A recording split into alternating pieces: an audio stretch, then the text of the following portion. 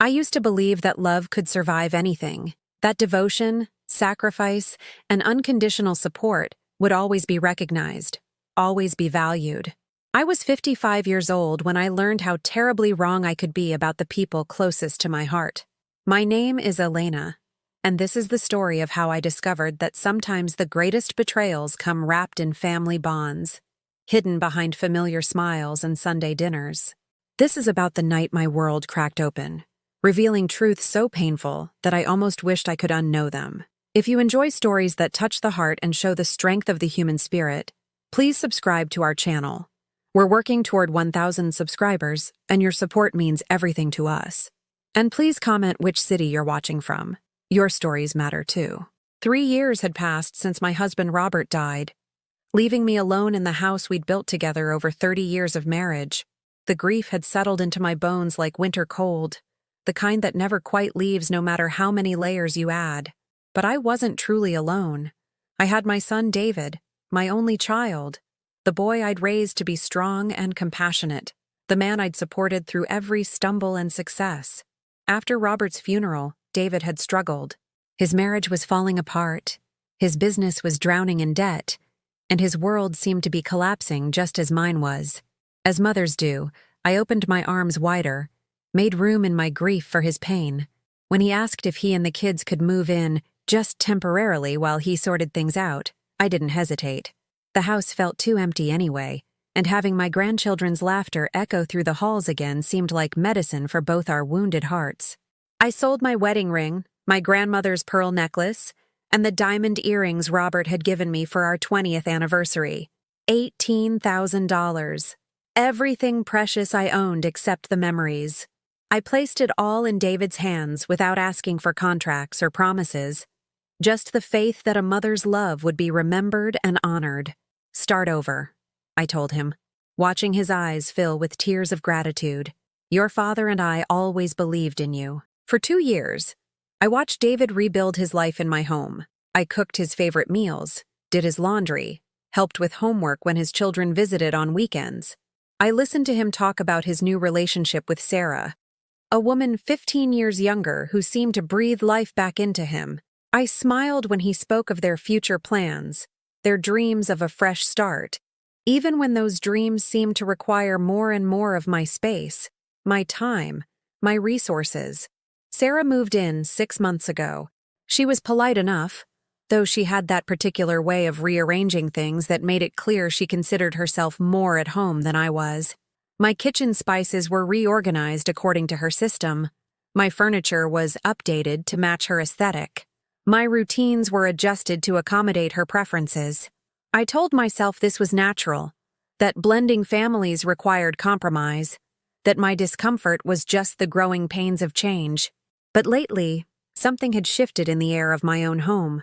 Conversations would stop when I entered rooms. Glances would pass between David and Sarah that seemed to carry messages I wasn't meant to understand. I found myself feeling like a guest in the house where I'd lived for 30 years, tiptoeing around spaces that once welcomed me unconditionally. The night everything changed started like any other. David and Sarah had gone to dinner with her friends, leaving me alone with the quiet and the television. I was in my robe, settling down with a cup of tea and the mystery novel I'd been reading, when I noticed David had left his phone charger plugged into the wall near my reading chair. Without thinking much of it, I unplugged it and set it on the kitchen counter where he'd be sure to find it. That's when I noticed the notification light blinking on my tablet, the one David had helped me set up last Christmas, so I could video call my sister in Phoenix. The screen showed several message notifications, which struck me as odd since hardly anyone had that number except for family. I picked it up, thinking perhaps my sister was trying to reach me, and saw something that made my blood freeze in my veins. The messages weren't for me. Somehow, David's phone had synced to my tablet, and I was seeing his text messages in real time. The active conversation thread was labeled "Family" without Mom. My hands began to shake as I stared at those 4 words, "Family" without Mom. The parentheses made it seem casual, almost like an afterthought, as if excluding me from my own family was so natural it barely required explanation. I should have set the tablet down. I should have respected his privacy. Should have called out to let him know about the sink error when he returned.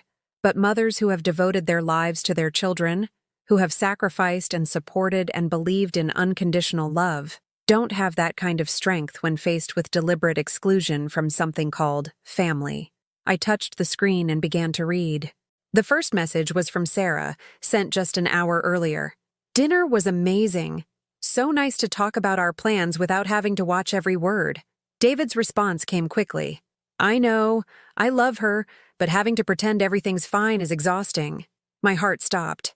Pretend everything's fine? What wasn't fine? What was he pretending about?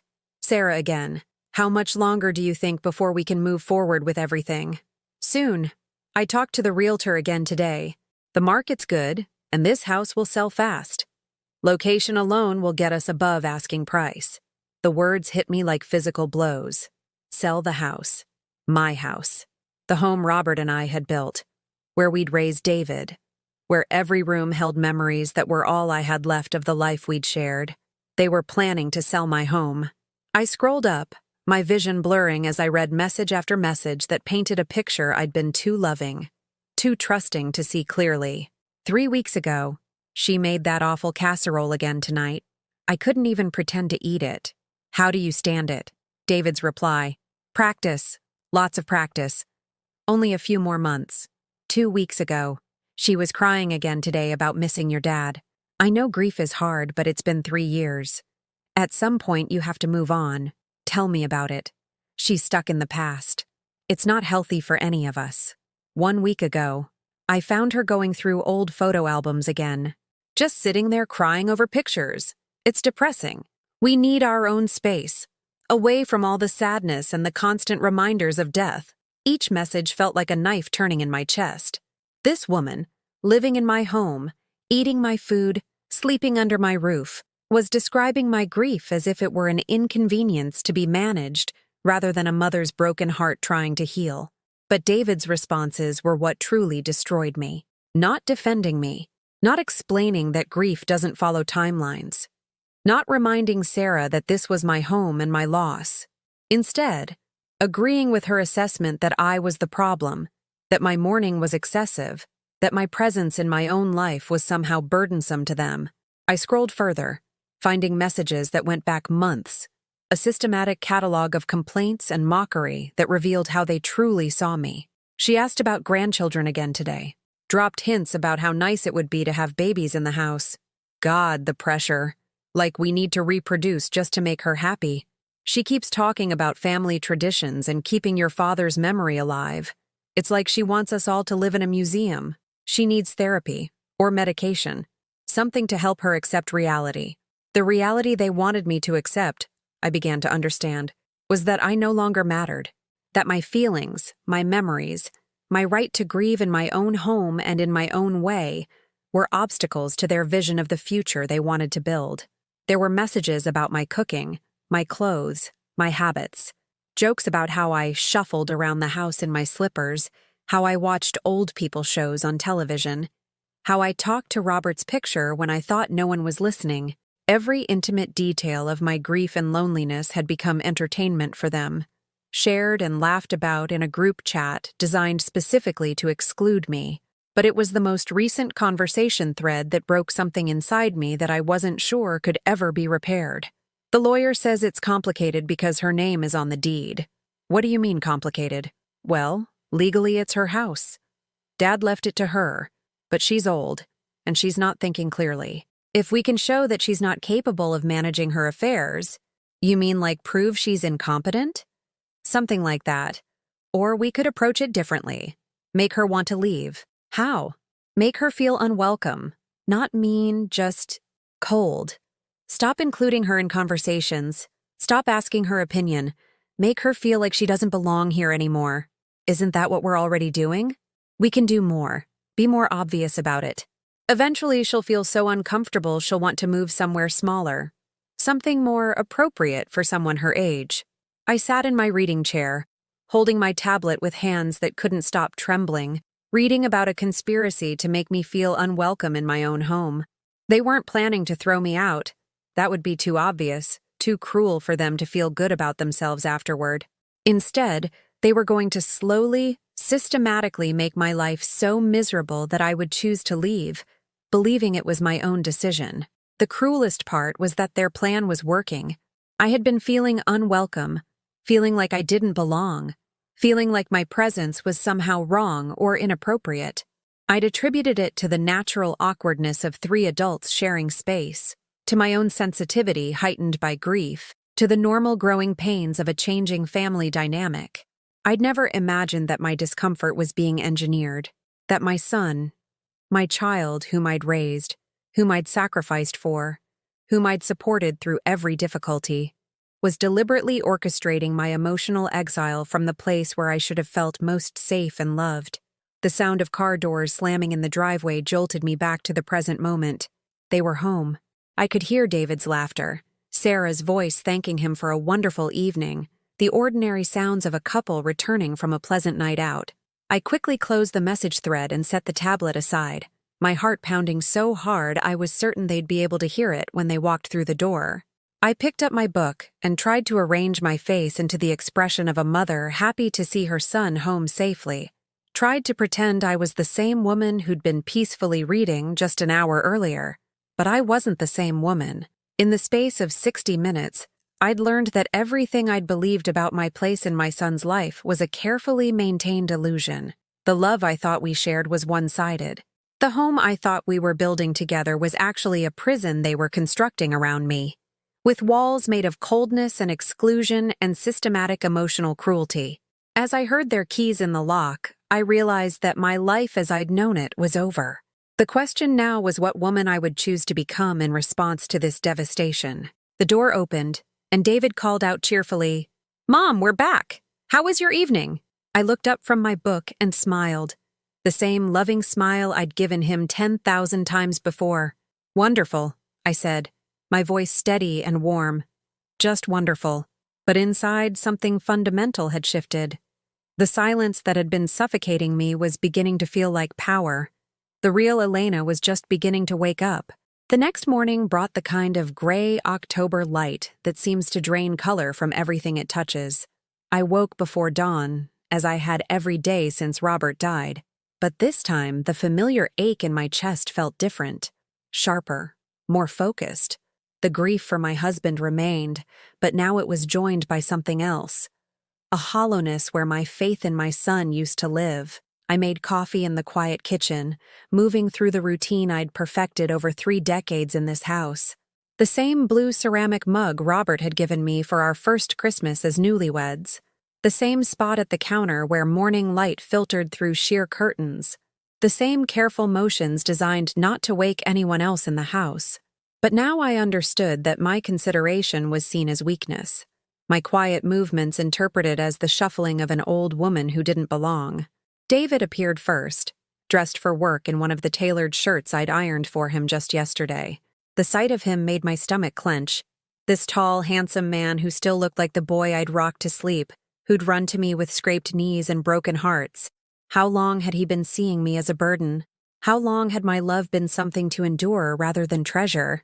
"Morning, Mom," he said, not quite meeting my eyes as he poured coffee into his travel mug. The same casual tone he'd used yesterday, before I knew about the family chat, before I understood that his politeness was performance. "Good morning, sweetheart," I replied, testing the weight of the endearment on my tongue. It still came naturally, despite everything. Love, I was learning, doesn't die instantly, even when it's been proven foolish. Sarah emerged 20 minutes later, her blonde hair perfect despite having just woken up. She'd never looked disheveled in the 6 months she'd lived here, always managing to appear camera-ready even for morning coffee. This morning she wore yoga clothes that probably cost more than my weekly grocery budget, the kind of athletic wear designed more for display than actual exercise. "Elena," she said with that bright smile that never quite reached her eyes. "I hope we didn't wake you when we came in last night. We tried to be quiet." "Not at all," I assured her, watching her face for any sign that she remembered writing those messages about my depressing grief rituals. "Nothing, just practiced concern and careful friendliness. Did you have a nice dinner?"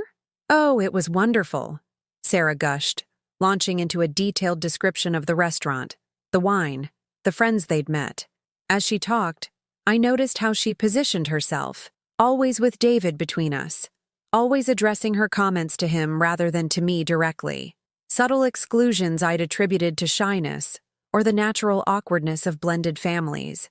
Now I saw them for what they were: deliberate positioning designed to make me feel like an outsider in my own kitchen. David joined the conversation, and I watched them share the easy intimacy of two people who belonged together, who had shared experiences and inside jokes and a future that didn't include the older woman standing awkwardly by the coffee maker. When they mentioned plans for the weekend, a concert, dinner with Sarah's sister, a hiking trip, the pronouns were always we. Never "would you like to join us?" or "Elena, you might enjoy this." Just the automatic assumption that their social life was separate from my existence. 3 months ago, this exclusion might have hurt my feelings. Today, armed with the knowledge of their true intentions, I saw it as strategic. They were implementing their plan to make me feel unwelcome, to create a social environment where I was clearly the third wheel, the aging mother who didn't fit into their young, vibrant lifestyle. After they left for work, David to his new job at the accounting firm, Sarah to whatever vague marketing position she claimed to have, I sat alone in the silence they'd left behind. But this wasn't the comfortable solitude I'd grown accustomed to during my marriage, when quiet mornings were peaceful interludes before Robert and I shared our day. This was the isolation of someone being deliberately excluded, someone whose presence was tolerated rather than welcomed. I found myself moving through the house with new eyes, seeing evidence of their subtle takeover everywhere. Sarah's expensive skincare products had gradually crowded my modest toiletries off the bathroom counter. Her designer clothes dominated the closet space, while my older garments were compressed into smaller and smaller sections. Her books filled the living room shelves where my romance novels and Robert's history books used to live. Each change had been presented as temporary, as a small accommodation while they got settled. But settled into what? The messages I'd read made it clear. They were settling into ownership of my life, my space, my home. And I was supposed to gradually fade into the background until I disappeared entirely. The phone rang just after noon. My sister Carmen, calling from Phoenix as she did every Tuesday, her voice warm with genuine affection and concern. "Elena, how are you holding up, sweetie?" The question, asked with real love, nearly broke my composure. How was I holding up?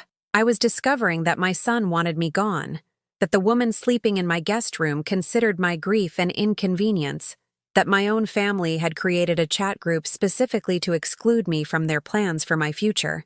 "I'm fine," I heard myself say.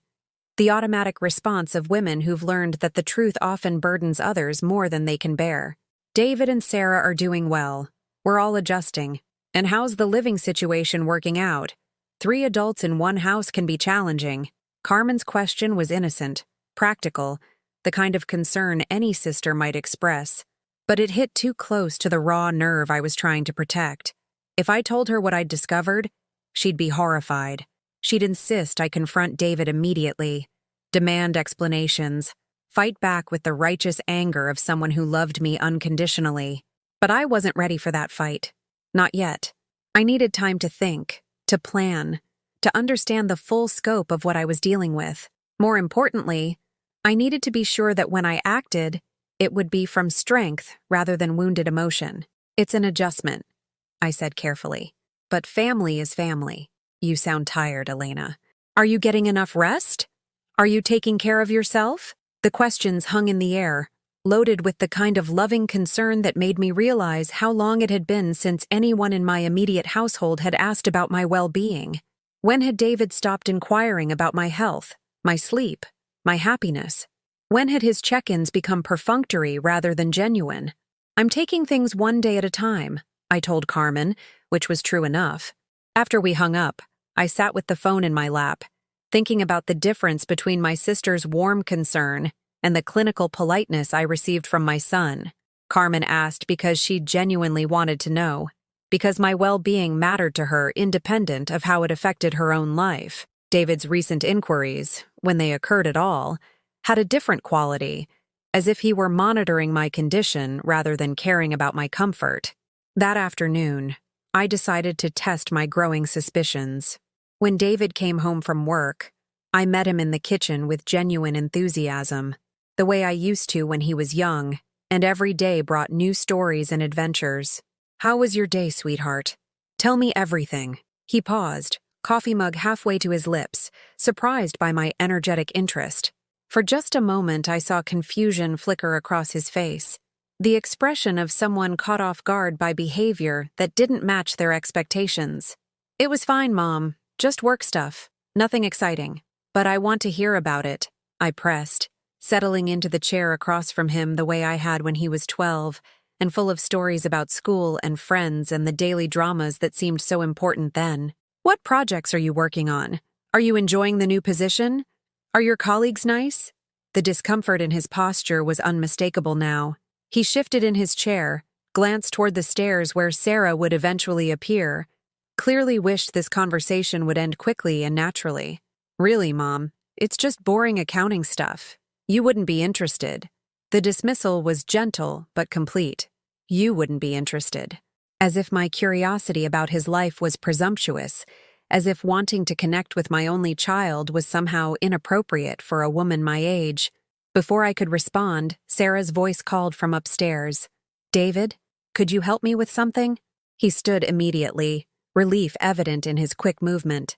"Sure thing," he called back, then turned to me with an apologetic smile that didn't quite hide his eagerness to escape. "Sorry, Mom. Sarah needs something." I watched him go, noting how her simple request had priority over our conversation, how he responded to her voice with an attention he no longer gave to mine. The hierarchy in this house was becoming clearer every day. Sarah's needs came first, David's comfort second, and my desire for connection ranked somewhere below household maintenance and bill paying. When they came downstairs together an hour later, they were dressed for another evening out. Sarah wore a dress I'd never seen before, something expensive and carefully chosen to make her look both sophisticated and effortlessly beautiful. David had changed into dark jeans and a sweater that emphasized his broad shoulders and lean frame. "We're meeting Tom and Jessica for drinks," Sarah announced, applying lipstick in the hall mirror with practiced precision. "That new place downtown with the rooftop bar." "Sounds lovely," I said, meaning it. They were young, attractive, and deserved to have fun together. What hurt was the automatic assumption that I wouldn't be included, wouldn't even be asked if I might enjoy an evening out. "Don't wait up," David said, kissing my cheek with the quick, obligatory affection of someone fulfilling a duty. "We might be late." After they left, I found myself standing in the hallway, looking at my reflection in the same mirror Sarah had used. The woman looking back at me was 55 years old, with gray threads in her brown hair and lines around her eyes that spoke of decades spent smiling and worrying and loving. She wasn't old, not really, but she wasn't young either. She was simply a woman in the middle of her life, dealing with loss and change and the complex dynamics of family relationships. But in David and Sarah's eyes, I'd realized she was something else entirely, an obstacle, a burden, a problem to be managed rather than a person to be loved. That night, as I prepared for bed in the house that felt less like home with each passing day, I made a decision. I would stop trying to belong where I wasn't wanted.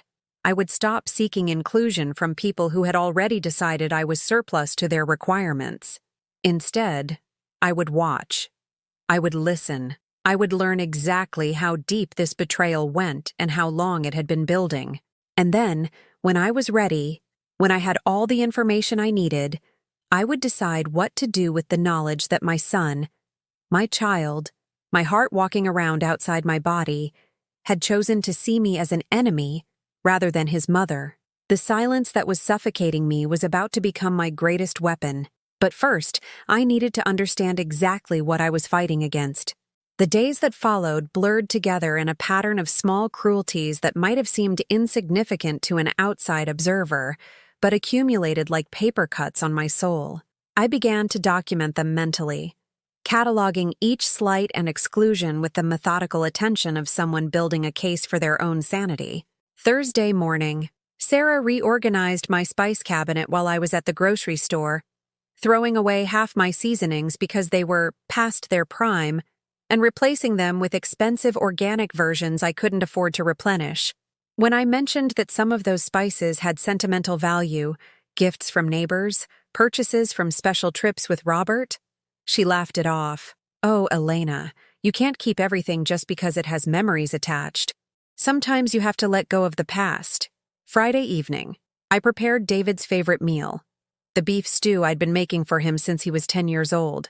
I'd spent the afternoon shopping for the best ingredients, browning the meat carefully, letting it simmer for hours until the kitchen filled with the rich aromas of home and comfort.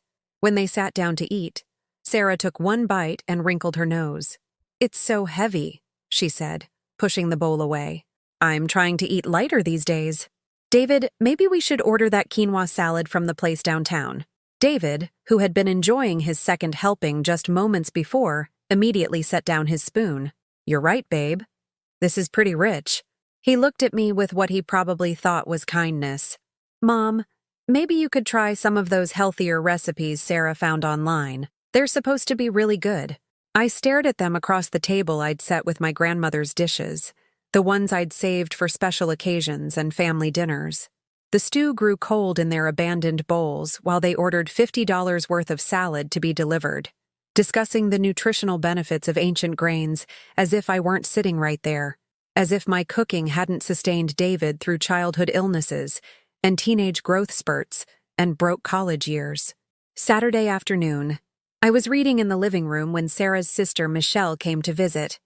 I'd met Michelle twice before, both times briefly, but I stood to greet her warmly, offering coffee and asking about her new job.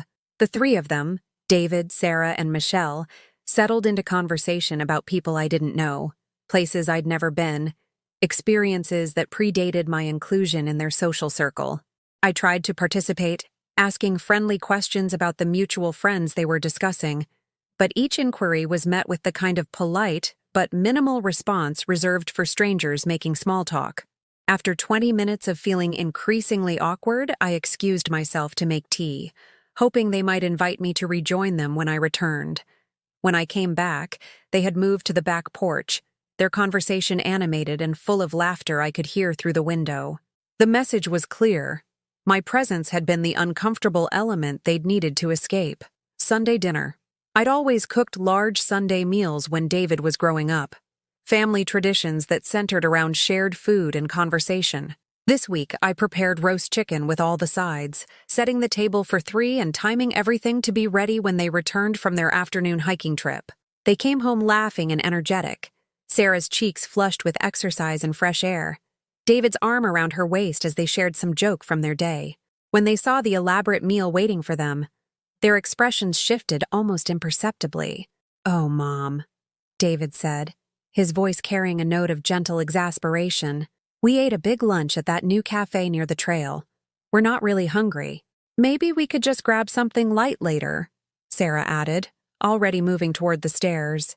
"I need to shower and catch up on some work."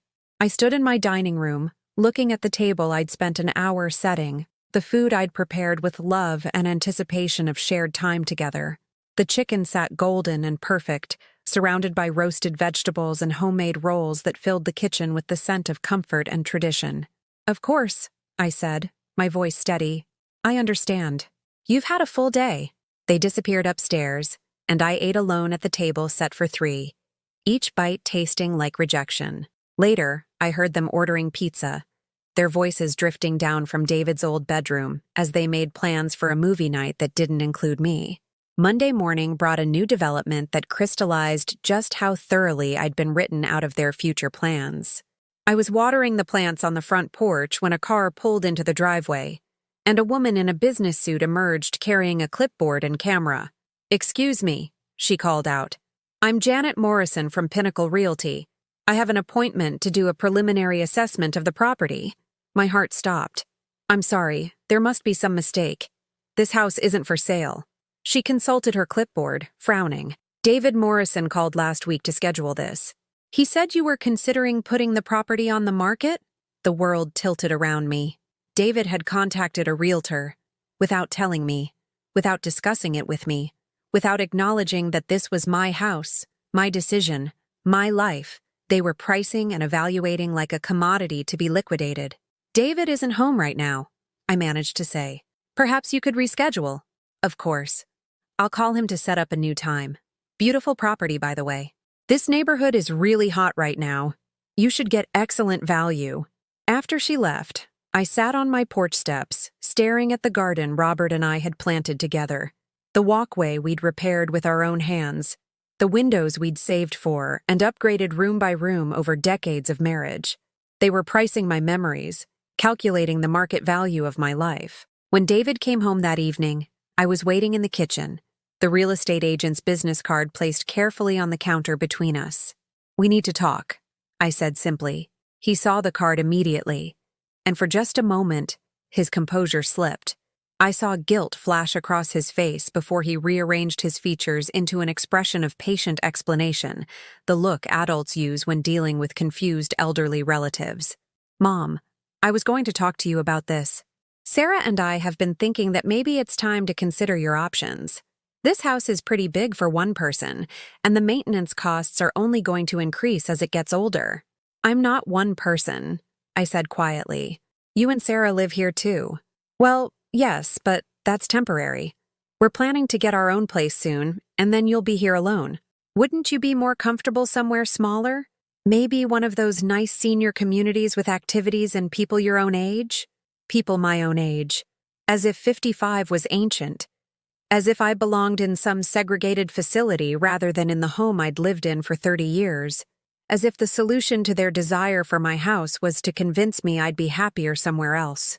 "David," I said, my voice carefully controlled, "this is my home. Your father left it to me. I'm not ready to sell it or move anywhere else."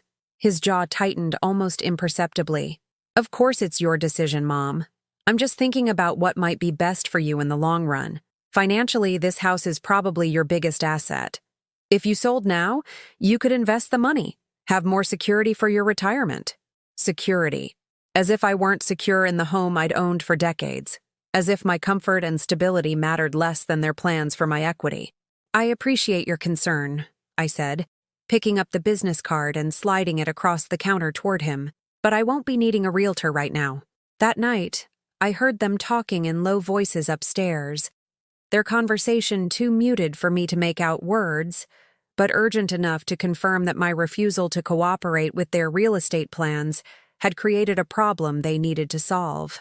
The next morning, Sarah's approach became noticeably more aggressive. She began leaving real estate listings around the house, advertisements for condominiums and senior living facilities that she claimed she'd just happened to see and thought I might find interesting. Each brochure was accompanied by helpful commentary about the benefits of simplified living, the advantages of having maintenance handled by others, the social opportunities available to people who were ready to embrace the next chapter of their lives.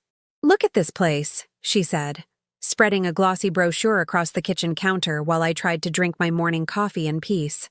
"They have a book club and water aerobics classes. And you wouldn't have to worry about yard work or repairs or any of that stressful homeowner stuff." The facility in the brochure looked pleasant enough. Well-maintained buildings, smiling elderly residents engaged in various activities, promises of safety and community and care. But it wasn't home. It wasn't the kitchen where I'd taught David to cook. The garden where Robert and I had spent quiet evenings planning our retirement. The bedroom where we'd whispered our dreams and fears in the darkness. "It does look nice," I said neutrally, not giving her the satisfaction of an argument but not agreeing to consider it either. "Maybe we could visit this weekend," Sarah pressed. "Just to look around, get a feel for what's available. No pressure, just information gathering." I met her eyes across the counter, seeing the calculation behind her helpful smile. She was offering to escort me to my own exile, to help me choose my own banishment from the life I'd built. "That's very thoughtful of you," I said. "Let me think about it." But I was already thinking. I was thinking about how systematically they were working to isolate me from my own existence. How carefully they were constructing a narrative in which my resistance to their plans was evidence of my inability to make rational decisions about my own welfare.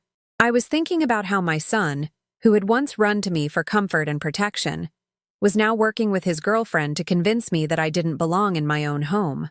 Most of all, I was thinking about Robert's letter, the one I'd kept in my jewelry box since the day after his funeral. the one that reminded me of who I used to be before grief and loneliness made me vulnerable to people who mistook kindness for weakness. It was time to remember that woman, the one who had raised a child and built a marriage and survived losses that would have broken weaker people, the one who was still here, still standing, still capable of fighting for what belonged to her. The silence they were using as a weapon against me was about to become their greatest disadvantage. That evening, as I prepared for bed, I finally allowed myself to retrieve Robert's letter from the jewelry box, where I'd kept it safe for 3 years. My hands trembled as I unfolded the familiar paper, yellowed slightly at the edges, bearing the careful handwriting of a man who had known his time was running short. "My dearest Elena," it began, "if you're reading this, it means I've gone ahead of you on the journey we all must take. I need you to know that loving you has been the greatest privilege of my life, and raising David together has been our masterpiece. But more than that, I need you to remember who you are when I'm no longer there to remind you." I paused, tears blurring the words I'd memorized but needed to see again. Robert had written this letter during his final weeks, when the cancer had stolen his strength, but left his mind crystal clear about what mattered most. "You are not just my wife or David's mother, though you've excelled at both. You are Elena Rodriguez Morrison, the woman who worked 2 jobs to put herself through college, who stood up to her own father when he said higher education was wasted on daughters. You are the woman who built a successful career in social work before choosing to focus on family, who never lost her compassion for those society overlooks." The letter continued, reminding me of strengths I'd forgotten I possessed, of battles I'd won before David was born, before my identity became so wrapped up in taking care of others that I'd lost track of taking care of myself. "You have a backbone of steel beneath that gentle heart," Robert had written. "I've watched you face down hostile school administrators to protect students who couldn't protect themselves. I've seen you confront neighbors who were mistreating their elderly parents. I've witnessed your fierce loyalty and your uncompromising sense of justice. Don't let grief make you forget that fire, my love. Don't let anyone convince you that kindness equals weakness." I folded the letter carefully and held it against my chest, feeling something shift inside me. Robert was right. I had been strong once. I had fought for others, stood up for what was right, refused to be intimidated by people who underestimated the power of a determined woman. When had I stopped fighting for myself? The next morning brought an answer to that question in the form of David's newest approach to the Elena problem.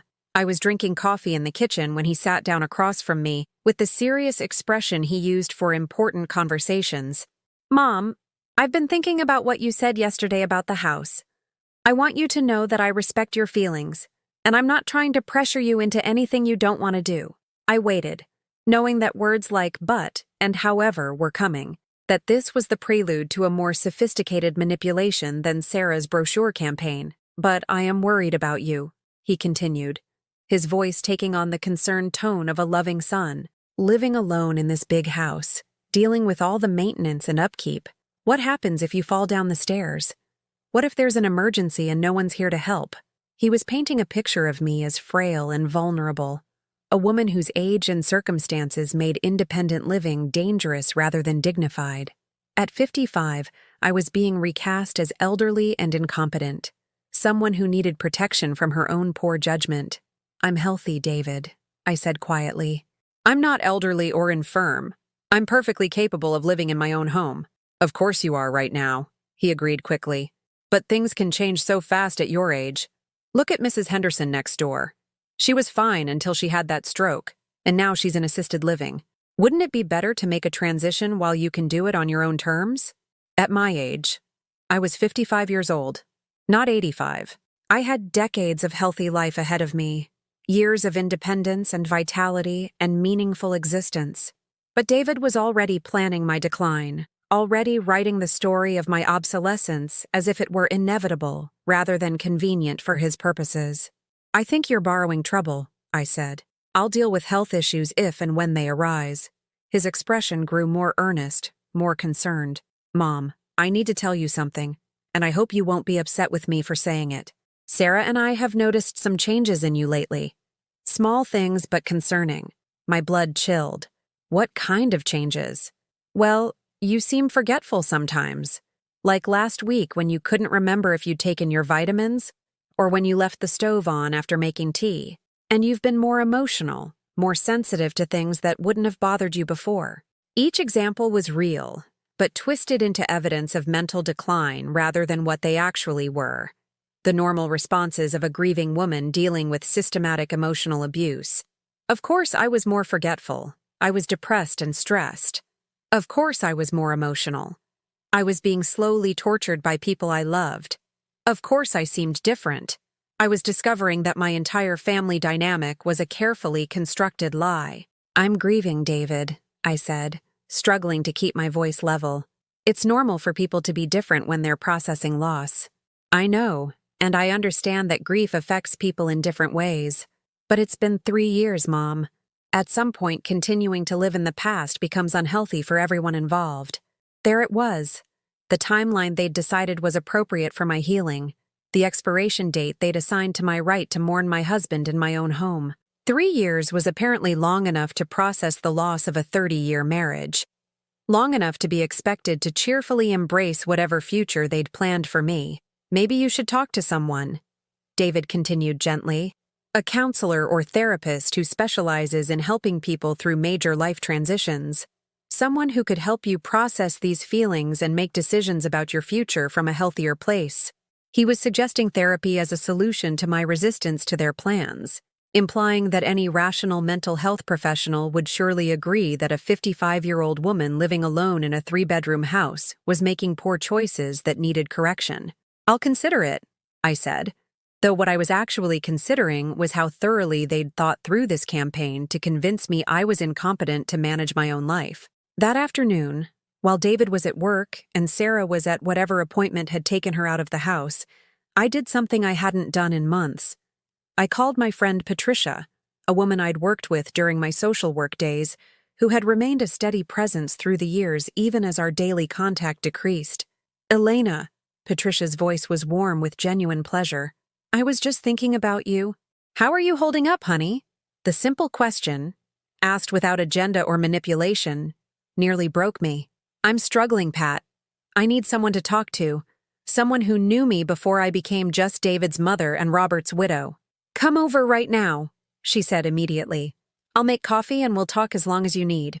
Patricia lived in a sunny apartment across town, surrounded by the books and artwork and comfortable furniture of a woman who had built a life centered on her own interests and relationships. She listened without judgment as I explained the situation, the family chat group, the systematic exclusion, the real estate agent, David's concerns about my mental competence. "They're gaslighting you," she said bluntly when I finished. "Classic manipulation tactics designed to make you question your own perceptions and judgment. I've seen it in my practice dozens of times. Family members who want something from an older relative, so they systematically undermine that person's confidence until they become compliant." Hearing my situation described in clinical terms was both validating and terrifying. But David is my son. He loves me. Why would he want to hurt me? Because he wants your house. And he's convinced himself that getting it is somehow in your best interest, Patricia said.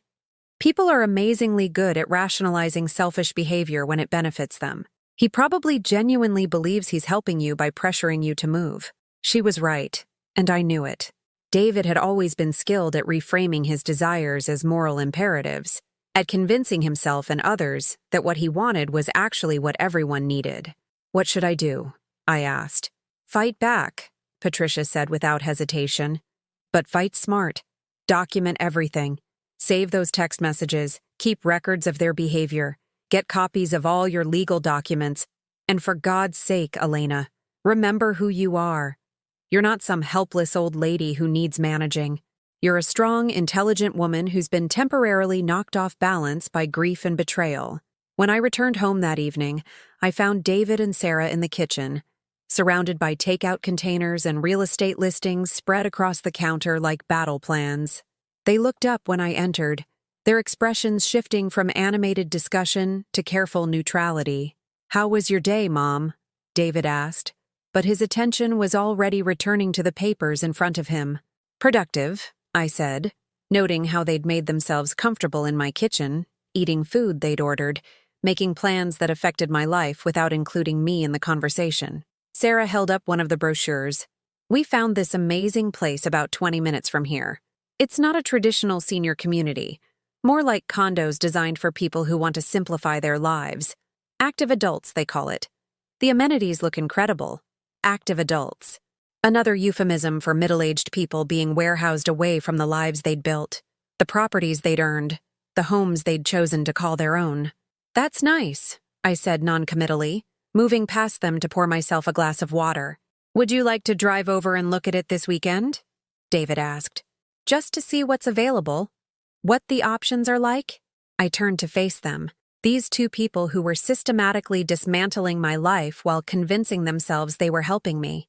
David, who had once cried in my arms when his goldfish died, who had run to me for comfort when other children were cruel, who had called me his best friend until he'd outgrown the need for a mother's unconditional love. Sarah, who had moved into my home and gradually taken possession of my spaces, my routines, my son's attention and loyalty. I'm not ready to look at other places, I said calmly. This is my home. I'm not leaving it. Something flashed in David's eyes. Irritation, maybe, or frustration that his careful campaign wasn't working as quickly as he'd hoped. Mom, you're being stubborn about this. We're just trying to help you think through your options before you're forced to make decisions under pressure. Forced to make decisions. As if my current choices were somehow invalid, as if my desire to remain in my own home was evidence of poor judgment rather than a fundamental right. I understand you think you're helping, I said, my voice steady despite the trembling in my chest. But I need you to stop trying to solve a problem that doesn't exist. I'm not going anywhere. That night, I lay awake listening to their voices drifting down from upstairs, urgent whispers that carried the frustration of people whose plans were being thwarted by an uncooperative subject. I couldn't make out the words, but the tone was clear. They were strategizing, planning their next approach to the obstacle I'd become. But for the first time in months, I wasn't afraid of their planning. I was ready for it, because tomorrow I would begin implementing plans of my own. Plans they wouldn't see coming because they'd made the crucial mistake of underestimating a woman they'd decided was broken. I still had something they'd overlooked, something they'd forgotten to account for in their careful campaign to remove me from my own life. I still had the truth, and more importantly, I still had the law on my side. The next morning, I woke before dawn with a clarity I hadn't felt in years. Something fundamental had shifted during the night, as if Robert's letter and Patricia's words had awakened a part of me that had been sleeping under layers of grief and misplaced guilt. I wasn't the confused, declining woman David and Sarah needed me to be for their plans to work. I was Elena Rodriguez Morrison, and it was time to remember what that name had always meant. I made coffee in the quiet kitchen and sat at the table where I'd fed my family for decades, where I'd helped David with homework and discussed dreams with Robert. But this morning, I wasn't thinking about the past. I was planning for the future, a future they'd tried to steal from me. My first call was to Margaret Santos, the lawyer who had handled Robert's estate. Margaret was a woman in her 60s, sharp and practical, who had guided us through the legal complexities of wills and property transfers with patience and expertise. If anyone could help me understand my rights and options, it would be her. Elena. Margaret's voice was warm when her secretary put me through. How are you holding up? I've been thinking about you. I'm well, Margaret, but I have some questions about the house and my legal situation. Could I schedule an appointment to discuss a few things? Of course. Is everything all right? You sound concerned. I chose my words carefully. I just want to make sure I understand my rights as the property owner. Some situations have come up that require clarity about what I can and cannot do with my own home. Margaret's tone shifted slightly, picking up the undercurrent of tension in my request. I can see you tomorrow afternoon if that works. 2 o'clock? Perfect. Thank you, Margaret. After I hung up, I spent the morning doing something I should have done months ago. I gathered all the legal documents related to the house, Robert's will, and our marriage. The deed was clear and unambiguous. The property had been transferred solely to me upon Robert's death. David's name appeared nowhere on the ownership documents. Whatever claims he thought he had to my home existed only in his imagination and his sense of entitlement. I also retrieved the folder containing our financial records. including the savings account statements that showed my contributions to our household over 30 years of marriage. Robert and I had maintained some separate accounts alongside our joint ones, and my personal savings, modest but real, represented decades of careful budgeting and thoughtful planning. I wasn't the financially dependent widow David seemed to think I was. When David came downstairs for breakfast, I was sitting at the table with a cup of coffee and the morning newspaper, the picture of a woman enjoying a peaceful start to her day. Nothing in my demeanor suggested the strategic planning that had occupied my early morning hours. "Morning, Mom," he said, moving through his usual routine with the distracted efficiency of someone whose mind was already focused on the day ahead. "Good morning, sweetheart. How did you sleep?" "Fine, thanks." He poured coffee into his travel mug, checked his phone, grabbed a piece of toast. The same hurried departure I'd watched hundreds of times, but today I was observing rather than simply experiencing it. "David," I said as he headed toward the door, "I wanted to let you know I'll be out this afternoon, meeting an old friend for coffee." He paused, probably wondering if this social engagement might interfere with whatever new pressure campaign he and Sarah had planned for the day. "That's nice, Mom. Anyone I know?" "Just someone from my old job. We're overdue for a catch-up." It wasn't technically a lie. Margaret had been involved in legal matters related to my former workplace's retirement benefits. But it also wasn't the whole truth, and I found I had no guilt about withholding information from someone who had been systematically deceiving me for months. After David left for work, Sarah emerged from upstairs in her carefully coordinated workout attire, looking fresh and energetic despite the late night I'd heard them having. She moved through the kitchen with the confident familiarity of someone who considered this space her own, preparing her elaborate breakfast smoothie with ingredients that took up half the refrigerator. "Elena," she said, not quite meeting my eyes as she operated the expensive blender David had bought for her. "I hope you'll think about what David said yesterday, about looking at some of those communities we found. I really think you'd love the social aspects. It might be good for you to be around people who understand what you're going through. People who understand."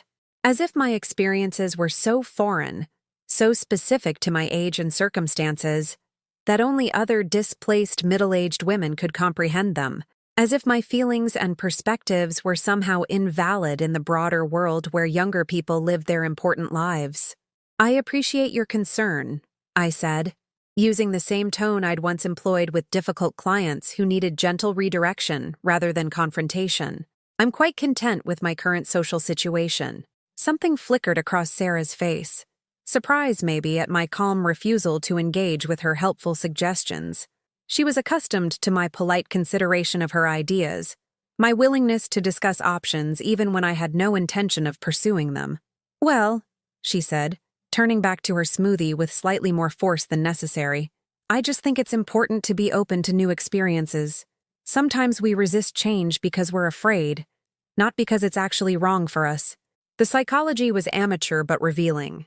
I was resisting because I was afraid, not because I was defending my legitimate right to live in my own home. My reluctance to embrace their vision for my future was evidence of character weakness, rather than strength of conviction. "You're probably right," I said agreeably. "Fear can certainly cloud judgment." I left the house that afternoon, with the satisfaction of a woman who had work to do and the competence to do it well. Margaret's office was in a professional building downtown, surrounded by the kind of purposeful activity I'd missed during my months of domestic isolation. People walking with determination, carrying briefcases and files, engaged in the important business of managing their lives and protecting their interests. Margaret greeted me with the warmth of someone who had guided our family through difficult legal territory and understood the emotional weight that often accompanied practical decisions. Her office was lined with law books and family photos, the workspace of a woman who had built a successful career helping people navigate the complexities of property and inheritance. "Elena, you look well," she said, settling behind her desk with the attention of someone prepared to focus completely on my concerns. "Tell me what's troubling you." I explained the situation systematically: David and Sarah's living arrangement, the pressure to sell the house, the real estate agent who had appeared without my knowledge, the increasingly urgent suggestions that I was no longer competent to live independently. Margaret listened without interruption, occasionally making notes, her expression growing more serious as the scope of the problem became clear. "Let me be very direct," she said when I finished. "You own this house outright. No one, not your son, not his girlfriend, not anyone else, has any legal claim to it or any right to pressure you into selling it. The fact that David contacted a realtor without your permission is concerning, but not legally problematic unless he actually tries to list the property or forge your signature on documents." The relief was immediate and overwhelming. "So I have the right to tell them to stop pressuring me?" "You have the right to tell them to move out," Margaret said bluntly. "This is your home, Elena. You can establish whatever living arrangements you choose, with whatever conditions you feel are appropriate. If their presence is causing you stress, or if they're making you uncomfortable in your own home, you have every right to ask them to leave." "But David is my son," I said, voicing the complication that made this situation so much more painful than a simple landlord-tenant dispute. "I understand the emotional complexity," Margaret said gently. "But legally, his relationship to you doesn't give him special rights to your property. If anything, the fact that he's your child makes his behavior more concerning, not less." She pulled out a legal pad and began writing notes. "I'm going to prepare a simple document that restates your ownership of the property and your exclusive right to make decisions about its use and disposition. It won't be necessary unless the pressure escalates, but having it available might give you confidence to stand your ground. What if they claim I'm not mentally competent to make these decisions?" I asked, voicing the fear that had been growing since David's comments about my forgetfulness and emotional instability. Margaret's expression hardened. "Elena, I've known you for 15 years. I've watched you handle complex financial and legal decisions with intelligence and care. You're clearly competent to manage your own affairs. If anyone attempted to challenge that, they'd need substantial medical evidence, not just family members claiming you seem different since your husband's death." We spent another hour discussing practical strategies, documenting any future pressure or manipulation, maintaining records of my financial independence, understanding the legal steps required if I decided to formalize their departure from my home. When I left Margaret's office, I carried with me not just legal documents but something more valuable: the confirmation that I had rights, that I had power, that I had options. That evening I prepared dinner with more attention than I'd given to cooking in months. Not because I was trying to please David and Sarah, but because I was celebrating my own competence, my own autonomy, my own right to exist in my own space on my own terms. I set the table for one, opened a bottle of wine Robert and I had been saving for a special occasion, and ate my meal in peaceful solitude while they attended another social function that didn't include me. For the first time in months, their absence felt like relief rather than rejection. When they returned home that night, laughing and energetic from their evening out, I was reading in the living room, surrounded by the comfortable familiarity of my own chosen environment. They offered perfunctory greetings before heading upstairs, their voices carrying the animated discussion of people who had spent the evening with others who shared their interests and perspectives. But I wasn't listening to their conversation with the painful attention I'd been giving to their every word and gesture. Instead, I was thinking about tomorrow, about the phone calls I would make, and the boundaries I would establish, and the quiet strength I was rediscovering with each passing hour. They thought my silence meant acceptance. They thought my politeness meant compliance. They thought my love for David meant I would eventually surrender to their plans for my future. They were about to learn how wrong they were. But first, I needed to understand exactly how far they were willing to go to get what they wanted. I needed to see the full scope of their deception before I responded with the full force of my own determination. I was no longer the grieving widow who had opened her home and heart to people she trusted. I was Elena Rodriguez Morrison, and I was done being managed by people who had forgotten that kindness should never be mistaken for weakness.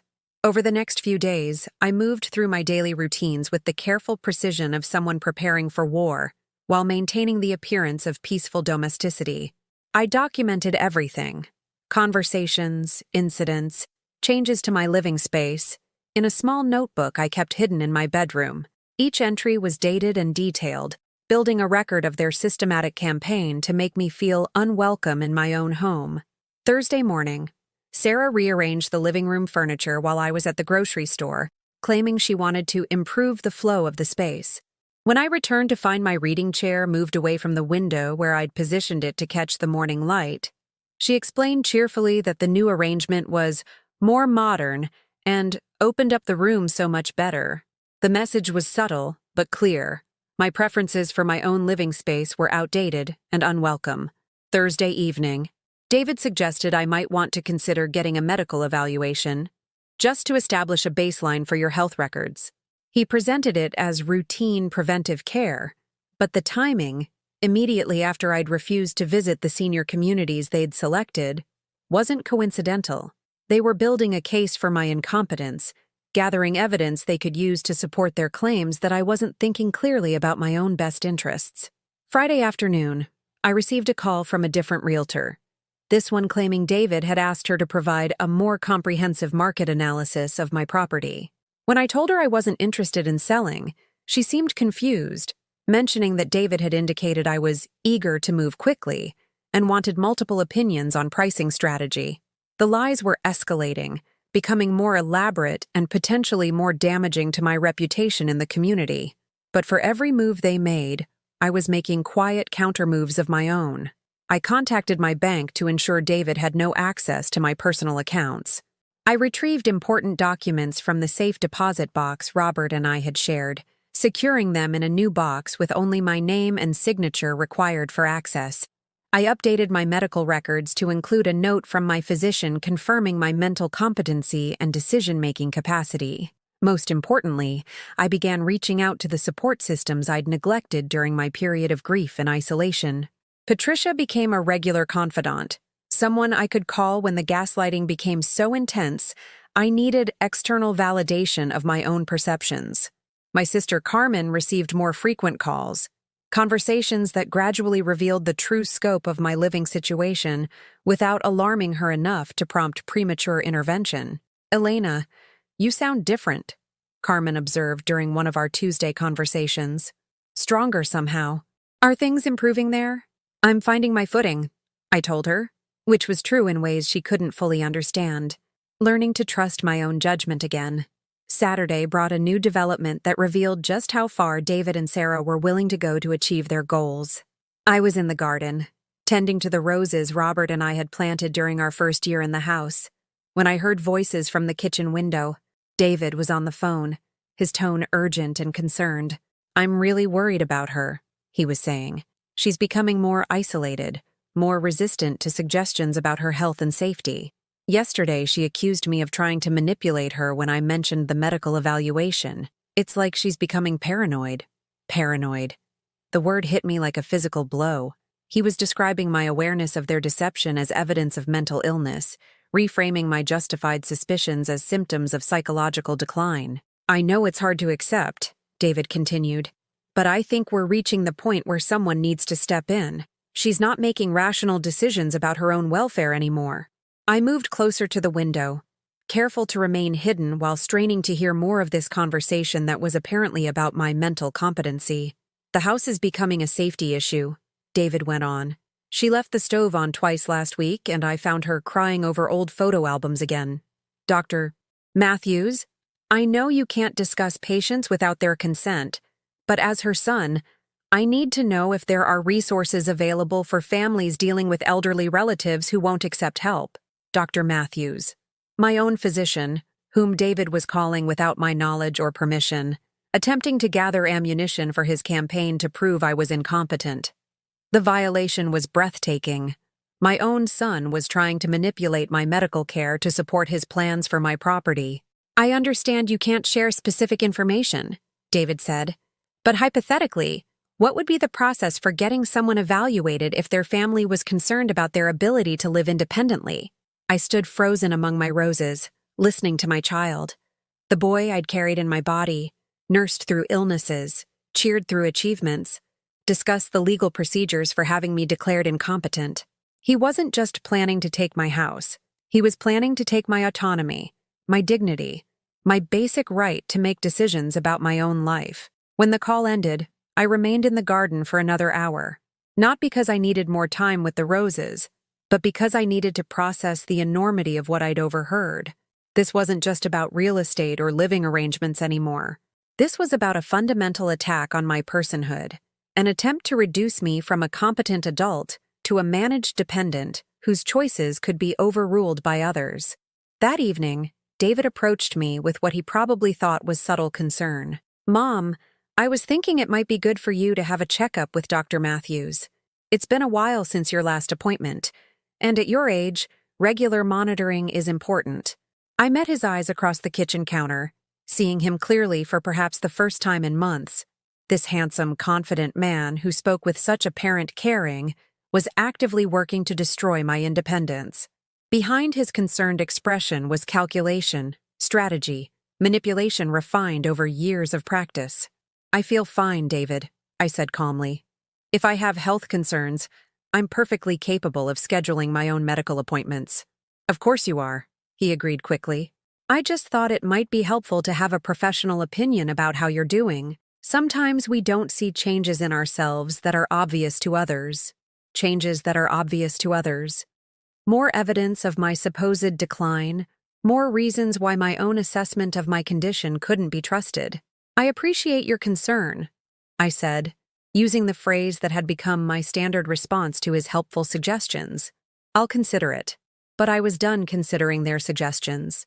I was ready to start making demands of my own. Sunday morning brought the opportunity I'd been waiting for. David and Sarah left early for a hiking trip, planning to be gone most of the day. Finally, I had the house to myself and the privacy to make the phone calls I'd been planning.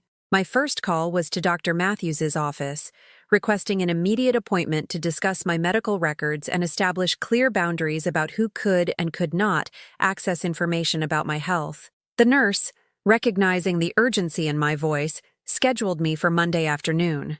My second call was to Margaret Santos, asking her to prepare the documentation we'd discussed and to schedule a meeting for early the following week. "Things are escalating," I told her. "I need to be prepared to take action quickly if necessary." My third call was to Patricia, asking if she could visit that afternoon. "I need a witness," I explained. "Someone who can observe my mental state and behavior independently, in case anyone tries to claim I'm not competent to make my own decisions." Patricia arrived within an hour, armed with the professional insight of someone who'd spent decades evaluating mental competency in her social work practice.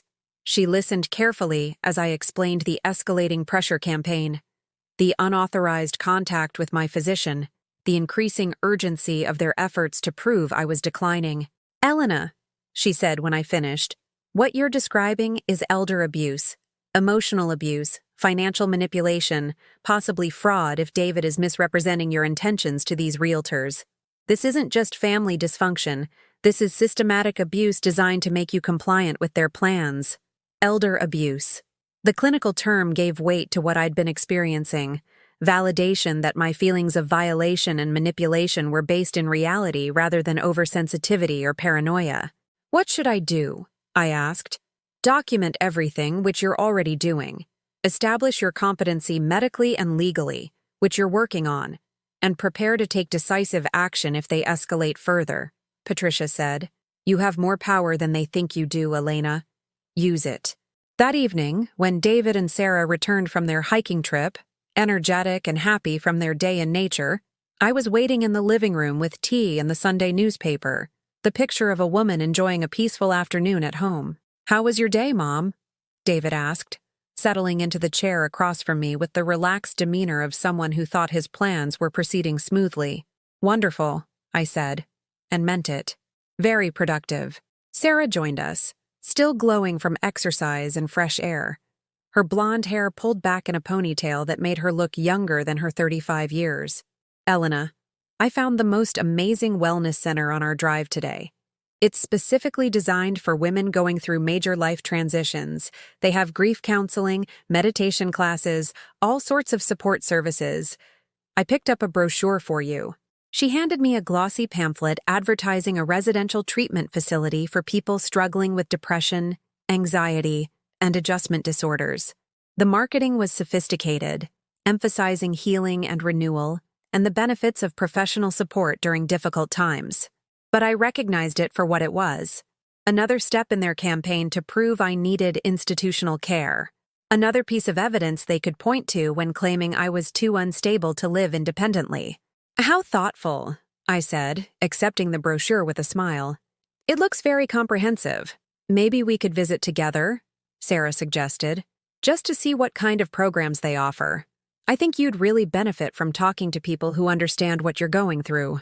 Perhaps, I said non-committally, setting the brochure aside with the same polite disinterest I'd shown to all their other helpful suggestions.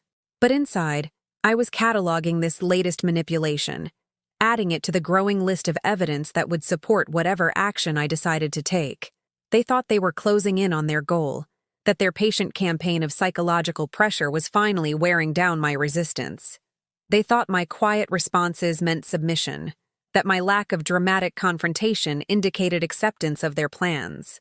They had no idea that my silence had become strategic, that my politeness was now a weapon, that every day they delayed their final move was another day I used to strengthen my position. The calm they were seeing wasn't the peace of surrender. It was the stillness that comes before the storm breaks, before the woman they'd underestimated reminded them exactly who they were dealing with. The time for patience was almost over. The time for action was approaching fast. Monday evening arrived with the weight of inevitability, like storm clouds finally breaking after days of building pressure. I had spent the day gathering the last pieces of my legal and medical documentation. Dr. Matthews had provided a written statement confirming my mental competency. Margaret had prepared the property ownership documents, and Patricia had written a professional assessment of my psychological state for the record. Everything was in place. I was armed with legal rights, medical confirmation, and documented evidence of their systematic manipulation. More importantly, I was armed with the quiet certainty that comes from finally understanding your own power. David and Sarah returned home that evening in particularly high spirits, their voices carrying the animated energy of people who believed their long-term plans were finally coming to fruition. I heard Sarah's laughter echoing from the kitchen as they prepared dinner together. The domestic intimacy of two people comfortable in what they'd come to think of as their own space. I waited in the living room, seated in my reading chair that Sarah had moved away from the window, holding the tablet that had first revealed their betrayal. The same device that had shattered my illusions was about to become the instrument of their reckoning. When they called me to join them for dinner, I walked into the kitchen carrying the tablet and the folder containing all my legal documentation. They'd set the table for 3 using my good china, probably Sarah's idea of a gracious gesture that would soften whatever new pressure they planned to apply tonight. "Mom, we wanted to talk to you about something important," David began as we settled around the table. His tone carried the measured seriousness of someone preparing to deliver news they expected might be difficult to hear. "Of course," I said, setting the tablet and folder beside my plate with deliberate care. "I have some things to discuss with you as well." Sarah reached across the table and placed her hand over mine with practiced sympathy. "Elena, we've been thinking a lot about what's best for everyone in this situation. We love you so much, and we want to make sure you're safe and happy." The preface to their intervention was as predictable as it was insulting. They were going to frame their demands as expressions of love, their manipulation as evidence of caring concern. "We think it's time to seriously consider making some changes," David continued. "The house is getting to be too much for you to manage alone, and we're worried about your isolation, your health, your ability to handle emergencies." "We found the perfect place," Sarah added, her voice bright with the enthusiasm of someone presenting a wonderful surprise. "It's that wellness center I mentioned, but they also have independent living apartments for people who are ready to transition to a more supportive environment." A more supportive environment. The euphemisms were becoming more creative, but the meaning was unchanged. They wanted me in an institution where my access to my own resources could be controlled, and my resistance to their plans could be managed by professionals. "The best part," David said, leaning forward with the earnest expression he'd perfected over years of presenting selfish desires as generous offers, "is that selling this house would give you enough money to cover the costs for years. You'd have financial security and professional care, and Sarah and I could take over the property management responsibilities that have been stressing you out." Property management responsibilities. as if my ownership of my own home was a burden they were graciously offering to assume rather than an asset they intended to steal. "It's really the ideal solution for everyone," Sarah concluded. "You get the support you need, we get to start our lives together in a stable environment, and everyone wins." I looked at them across the table I'd purchased 30 years ago, eating from the dishes my grandmother had given me as a wedding gift, making plans to dispose of my life with the casual confidence of people who'd never doubted their right to make such decisions. "That's very thoughtful of you," I said, my voice calm and measured. "Before we discuss your plans for my future, though, I'd like to address some concerns of my own." I picked up the tablet and activated the screen, watching their faces as they recognized the familiar interface. "You see, a few weeks ago, there was a technical glitch that caused your phone to sync with my tablet, David. I discovered something quite interesting." David's face went pale, but he attempted to maintain his composure. "Mom, I don't know what you think you saw, but I saw the family chat group," I continued, my voice cutting through his attempted explanation with surgical precision. "The one labeled family without mom. I read every message, every joke about my cooking, every complaint about my grief, every discussion of your plans to sell my house without my knowledge or consent."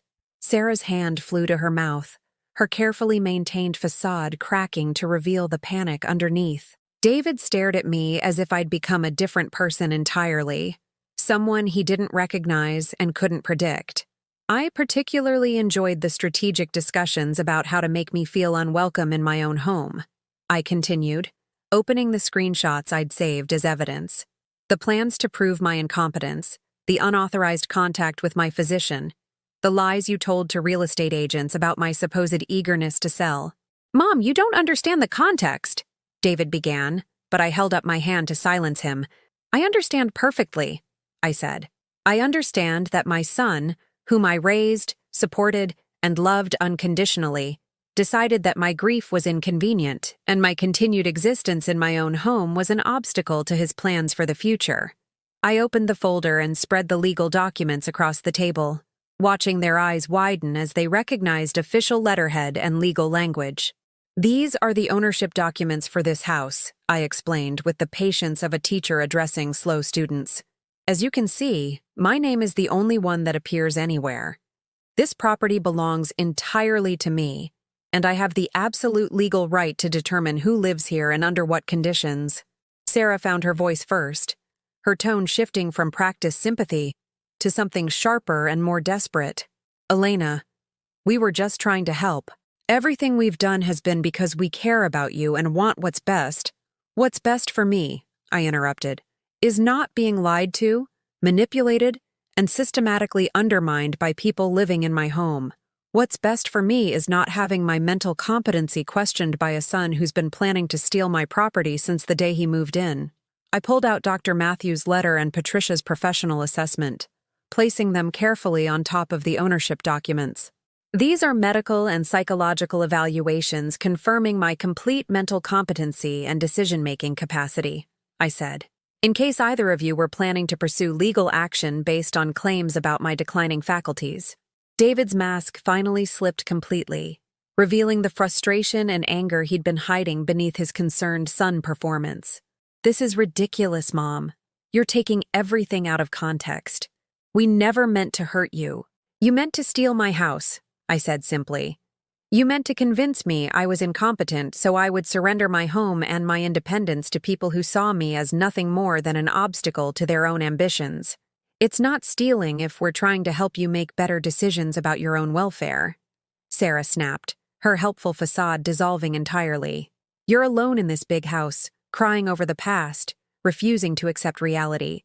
We were trying to give you a better life." "A better life," I repeated slowly, "would be one where my own family respected my choices instead of conspiring to override them. A better life would be one where my grief was honored instead of mocked, where my home was treated as my sanctuary instead of your real estate opportunity." I stood up, gathering my documents with the deliberate movements of someone who had made an irrevocable decision. "Here's what's going to happen," I said, my voice carrying the authority of a woman who had finally remembered her own power. "You have 2 weeks to find alternative living arrangements. Both of you. I want you out of my house. Mom, you can't be serious, David said, his voice cracking with disbelief. I'm your son. This is my childhood home. You can't just throw me out. This is my home, I corrected him. Your childhood home was a place where you were loved and welcomed and supported. The moment you started planning to take it from me, it stopped being your home and became the property you were trying to steal. Sarah stood up abruptly, her chair scraping against the floor. This is insane. We've been taking care of you, supporting you, trying to help you through your grief, and this is how you repay us? You've been living in my house rent-free while planning to sell it out from under me? I said. You've been eating my food while complaining about my cooking. You've been enjoying my hospitality while mocking my pain in secret chat groups. If you think that constitutes taking care of me, we have very different definitions of care. David tried one last appeal to my maternal instincts, his voice taking on the pleading tone he'd used as a child when he was in serious trouble. Mom, please, don't do this. I know we made mistakes, but we're still family. We can work this out. I looked at him, this man who shared my DNA but had forgotten how to share my humanity, who had inherited my stubbornness but none of my compassion, and felt something inside me settle into perfect clarity. Family doesn't conspire against family, David. Family doesn't lie and manipulate and scheme to take away everything that matters to someone they claim to love. You stopped being my family the moment you decided I was your enemy. You'll regret this, Sarah said, her voice cold with fury. You'll be alone in this house with nothing but your memories and your stubbornness. Don't come crying to us when you realize you need help. I smiled at her, the first genuine smile I'd felt in months, and felt the last of my guilt and uncertainty dissolve into something much stronger and cleaner. I'd rather be alone with my dignity than surrounded by people who don't respect my right to exist in my own space, I said. And I'd rather have my memories than live with people who think my past is something to be ashamed of. They left the kitchen in stunned silence, their dreams of easy property acquisition shattered against the reality of a woman who had finally remembered that kindness was not weakness, that love did not require submission, and that sometimes the greatest act of self-respect was knowing when to say no. I sat alone at my kitchen table, surrounded by the legal documents that confirmed my rights, and the silence that confirmed my victory. For the first time in months, the quiet felt like peace instead of isolation. The woman who had been slowly disappearing under their pressure had just announced her return, and she was here to stay. 2 weeks passed like a cleansing rain, washing away the tension and deception that had poisoned my home for months. David and Sarah moved out with the bitter efficiency of people who had expected a different outcome, packing their belongings while maintaining the sullen silence of conspirators whose careful plans had been completely dismantled. I watched from my kitchen window as they loaded their cars, noting how they avoided eye contact with me and spoke to each other in the sharp, clipped tones of people looking for someone to blame for their failure. Sarah's expensive belongings filled several trips to her car. The clothes that had gradually taken over my closet space, the kitchen gadgets that had displaced my grandmother's utensils, the decorative items that had slowly transformed my living spaces to match her aesthetic preferences. David's departure was more complicated, weighted with the emotional baggage of a relationship that had been fundamentally altered by his choices. He moved through the house gathering his possessions with the mechanical precision of someone trying not to think too deeply about what he was losing, what he had thrown away in pursuit of something he'd never actually been entitled to claim.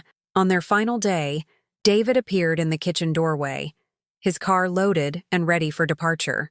For a moment, he looked like the boy I'd raised, uncertain, regretful, searching for words that might repair damage that went too deep for simple apologies. "Mom," he said, his voice carrying a vulnerability I hadn't heard in months. "I want you to know that I never meant for things to go this way. I thought I was helping." I looked at this man who was my son, this stranger who had tried to steal my life, and felt something unexpected. Not forgiveness exactly, but a kind of sad understanding of how people could convince themselves that selfish desires were actually generous intentions. "David," I said quietly, "you thought you were helping yourself. There's a difference." He flinched at the accuracy of my assessment, the way truth sometimes hits harder than anger or accusations. Maybe someday we can talk about this when everything isn't so raw, when we can both see things more clearly. Maybe, I agreed, though we both understood that some bridges, once burned, leave landscapes forever changed. But that conversation will only happen when you're ready to acknowledge what you actually did here, not when you've constructed a more comfortable version of events that makes you feel better about your choices. Sarah appeared behind him, her face set in the hard lines of someone who had decided that dignity required maintaining her position even in defeat. Elena, I hope you'll be happy here alone with your memories. I hope they're enough to keep you warm when you're old and actually need help, and there's no one left who cares. The curse was meant to hurt, to plant seeds of doubt about my decision to choose solitude over their company. But I had learned something important during these weeks of reclaiming my space. Being alone was not the same as being lonely, and being surrounded by people who didn't respect you was the loneliest situation of all. Sarah, I said with genuine pity, I hope you learn someday that love isn't something you take from people. It's something you give freely, and it only grows when it's shared honestly. After they left, I walked through my house slowly, room by room, noting how different everything felt. The same furniture, the same walls, the same windows that had framed my life for 30 years, but the atmosphere had changed completely. The air felt lighter, cleaner, as if removing their presence had eliminated some toxic element I'd grown so accustomed to breathing that I'd forgotten what freshness felt like. I spent the afternoon rearranging furniture, moving my reading chair back to its place by the window where the morning light was perfect for newspapers and novels. I returned my grandmother's dishes to their prominent place in the kitchen cabinet, replaced my favorite coffee mug in its spot by the coffee maker, hung my photographs back on the walls where they belonged. Each small restoration felt like an act of reclamation, proof that this space was mine to shape according to my own preferences and needs, rather than someone else's vision of what my life should look like. That evening, I called Patricia to share the news of their departure, and to thank her for the support that had been so crucial to my ability to stand firm against their pressure. "How do you feel?" she asked, and I could hear the professional curiosity mixed with personal concern in her voice. "Free," I said, and realized it was the perfect word. For the first time in months, I feel completely free to exist in my own space, without wondering if someone is judging my choices or planning to override my decisions. "Any regrets?" Patricia asked gently. "About standing up for myself?" "None." "About losing my relationship with David?" I paused, considering the question honestly. "I'm sad about what he chose to become, but I don't regret refusing to enable his transformation into someone who could treat his mother like an obstacle to be managed rather than a person to be respected." The next morning brought an unexpected visitor. Carmen had driven from Phoenix without warning, appearing at my door with the determined expression of a sister who had sensed crisis and responded with immediate action. "Elena Rodriguez Morrison," she said, wrapping me in a fierce hug. "Patricia called me. She said you'd been going through hell and had finally fought your way out of it. I came to make sure you're really okay." I made coffee and we sat in my kitchen, the one that was once again arranged according to my preferences rather than Sarah's improvements. I told Carmen the whole story, the family chat group, the systematic manipulation, the attempts to prove my incompetence, the confrontation that had ended with their departure. Carmen listened with the growing outrage of someone who loved me unconditionally and couldn't comprehend how anyone could treat me with such calculated cruelty. "I can't believe David would do this to you," she said when I finished. "That boy who used to cry if he thought he'd hurt your feelings, who called you his best friend until he was 15 years old. People change," I said, though the words carried more sadness than bitterness. "Sometimes they change into people we don't recognize. People whose values are so different from what we taught them that it's like they became strangers wearing familiar faces." Carmen stayed for 3 days, helping me deep clean the house and reorganize closets and generally serving as a witness to my renewed energy and competence. Her presence was a reminder of what genuine family support looked like. Concern without control, help without strings attached, love without conditions or ulterior motives. "You look like yourself again," she observed on her last morning, watching me tend to my garden with the focused attention I'd once given to taking care of everyone else's needs. These past few months, when we talked on the phone, you sounded like someone who was disappearing. Today, you sound like Elena. After Carmen left, I settled into a routine that was entirely my own creation. I woke when my body felt rested, rather than when David's work schedule required quiet. I cooked meals that pleased my own palate rather than accommodating Sarah's dietary preferences. I watched television shows that interested me rather than avoiding the old people programs that had apparently annoyed my former housemates. Most importantly, I began to reconnect with the interests and activities I'd abandoned during my period of grief and subsequent manipulation. I rejoined the book club I'd left when Robert died, discovering that the women there had missed my perspective and insights. I volunteered at the literacy center where I'd worked before marriage, finding deep satisfaction in helping adults develop reading skills that would improve their lives. I even began dating, tentatively and carefully, but with the knowledge that at 55, I was still capable of forming new connections and experiencing companionship that was based on mutual respect, rather than financial convenience or family obligation. 3 months after David and Sarah's departure, I received a letter that proved how thoroughly I had escaped their attempts to control my future. It was from the real estate agent David had contacted, informing me that they had removed my property from their preliminary listings and apologizing for any confusion about my intentions regarding the sale. Apparently, David had continued to contact realtors even after our confrontation, still hoping to find some way to pressure me into selling. But without my signature, without my consent, without my cooperation, his plans had crumbled into nothing. The house remained mine, as it had always legally been, as it would continue to be for as long as I chose to live there. 6 months later, I received a different kind of letter, a brief note from David, written in his careful handwriting, expressing what might have been the beginning of genuine remorse. "Mom," it read, "I've been thinking a lot about what happened, about the things I said and did. I'm starting to understand that I convinced myself I was helping when I was really just taking. I don't know if you'll ever be able to forgive me, but I want you to know that I'm sorry. Really sorry. Not just sorry that my plans didn't work out." I read the letter 3 times, looking for signs of manipulation or self-serving justification, but finding only what seemed like authentic recognition of wrongdoing. It wasn't enough to restore our relationship. Too much damage had been done. Too much trust had been broken for simple apologies to bridge the gap he'd created. But it was enough to suggest that perhaps, someday, if he continued the work of understanding what he'd done and why it was wrong, there might be room for some form of reconciliation, not the return to our previous relationship, which had been built on patterns that allowed his sense of entitlement to flourish, but possibly something new and healthier based on genuine respect for my autonomy and dignity. Today, as I write this story from my kitchen table, the one I chose in the house I own, surrounded by the life I've rebuilt according to my own values and preferences, I want other women to understand something important.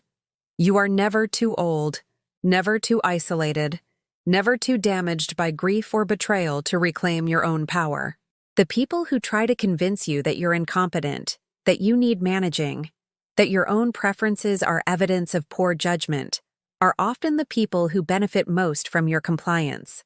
Your kindness is not weakness. Your love is not surrender. Your willingness to trust is not evidence that you deserve to be betrayed. I learned that silence can be a form of strength when it's chosen rather than imposed. I learned that being alone is infinitely preferable to being surrounded by people who see you as an obstacle to their own happiness. I learned that sometimes the most loving thing you can do for someone is to refuse to enable their worst impulses, even when that someone is your own child. Most importantly, I learned that it's never too late to remember who you are beneath the roles others have assigned to you. I am Elena Rodriguez Morrison, and this is my home, my life, my choice, my victory. The silence that once suffocated me has become the peace that sustains me, and in that peace, I've found something more valuable than any house or property or family relationship built on deception. I've found myself again, complete and uncompromised, and absolutely free. Sometimes that's the greatest justice of all,